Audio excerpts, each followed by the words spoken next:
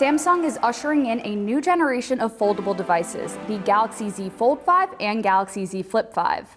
I'm here in Seoul for Tom's Guide, experiencing everything that Unpacked has to offer, including the pleasure of sitting down with Samsung Vice President of Mobile Product Management, Drew Blackard, to talk about the new devices and what they mean for Samsung's foldable strategy. Thank you for joining me. Thank you. The redesigned hinge on the Z Fold 5 and Z Flip 5 seemed like a big deal. Why was that a priority for this generation of devices?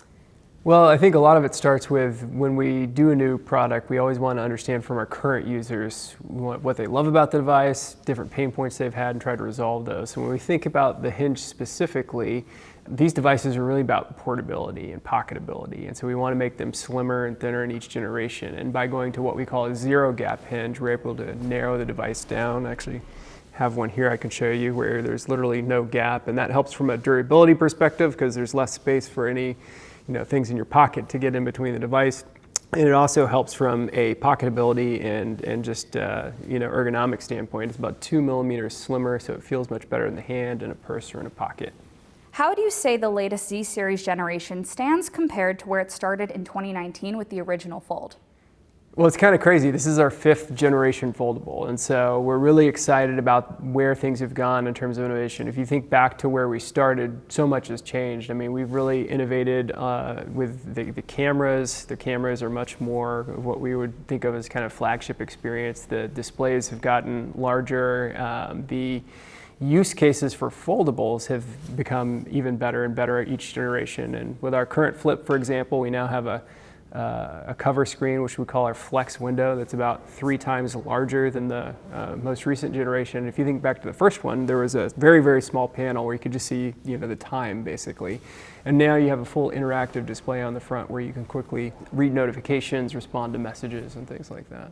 Do you anticipate the Fold and Flip form factors ultimately persevering, or is there a place for a different kind of flexible smartphone in the near future? I think as a starting point, Flip and Fold form factors are showing that there's a lot of interest. That said, I think there's continued room for innovation. I mean, I think the way that I think about it is Fold very much is targeted towards a productivity user. You can open what is a 6.2-inch display into a 7.6-inch display, so you basically have a tablet-like experience in your pocket, which is a whole different set of use cases.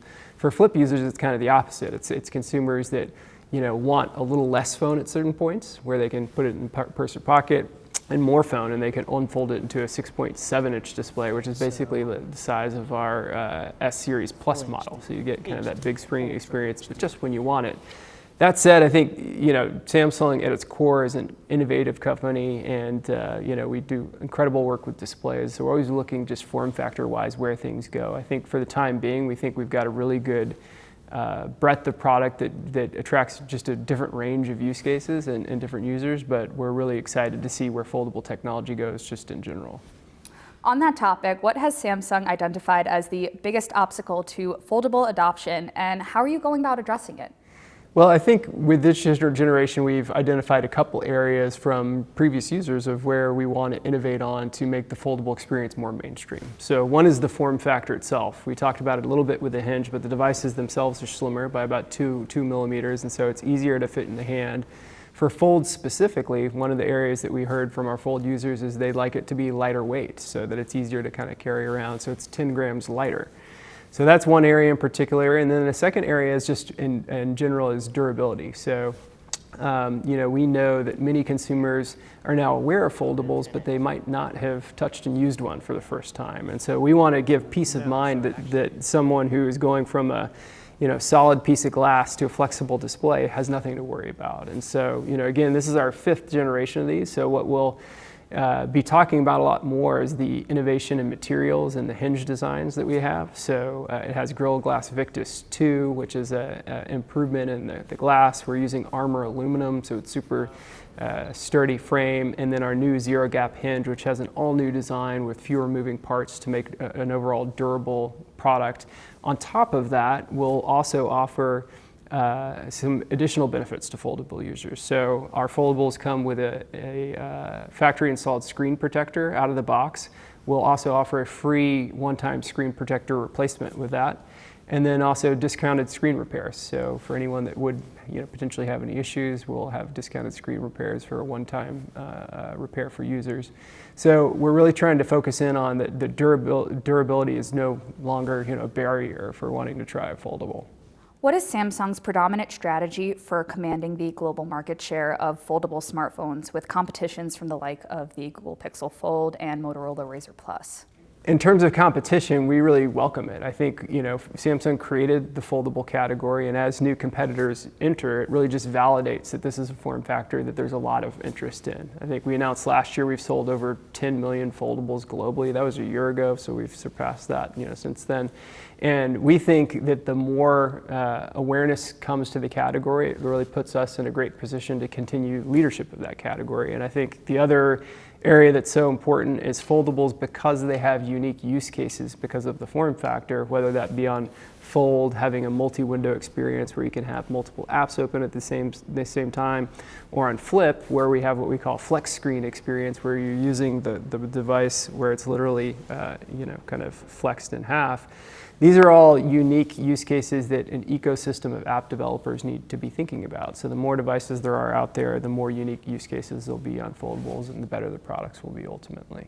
Do you think that we'll ever see a Galaxy Z Fold FE or Flip FE to target shoppers on a tighter budget? How can we make foldables more affordable? I think that's, in terms of just price points, foldables eventually will come down in price. This year we really focused on resolving the pain points that we saw for our current foldable user base. So with Fold, a lot of that had to do with the form factor, making it slimmer, making it lighter weight, powerful processing, our brand new latest processor. And on Flip, a lot of that was driven through the flex window and so that cover screen experience. And so we were really focused on continuing to refine the experience. Of course, over time, as the technology evolves, we'll continue to see innovation and hopefully bring it down in price point at a future time. So the priority first is to refine the product, and then from there we can talk about bringing the price down. Absolutely, because first things first, we need to make sure that it's an incredible experience, and we want to continue to refine it so that it becomes really mainstream in terms of all the use cases that you're doing and really the premium aspects of the product. And as those get perfected, then we can kind of start thinking about how we broaden out the portfolio. So Samsung's S series is obviously still very popular and still a priority, but how do you see the market share splitting between the Z series foldables and S series going forward? Well, we've got big goals for foldables. Our goal is by 2025 that's 50% of our global flagship mix, and at the moment I would say we're kind of well on our way towards that trajectory. So as we see foldable adoption grow, what do you think that looks like in the future for the foldable market? Well, the way I like to think about it is I have twins at home that are 4.5 years old, and if you just think about your own evolution of the phones you've had over the years, it evolved from maybe not having a phone to flip type phones to bar type phones. They're going to go through that same evolution, and if you just think forward, whether they're in high school or at some point in my age, they're not going to be carrying around a bar-type smartphone. It's going to be foldables. It's going to be different form factors. I think the innovation that we're seeing today is just the starting point and scratching the surface of what's going to be, a huge new wave of different form factors, and we're really excited to be on the cutting edge of that. If that's the case, I think we have a lot to look forward to. Thank you so much, Drew, for your time. Thank you. Be sure to check out all of our coverage of the new Samsung Galaxy Z Fold 5 and Galaxy Z Flip 5 on tomsguide.com. You can also see what we're doing on social, Facebook, Twitter, Instagram, and TikTok at Tom's Guide. And as always, I'm Kate Kozich. Thanks for watching.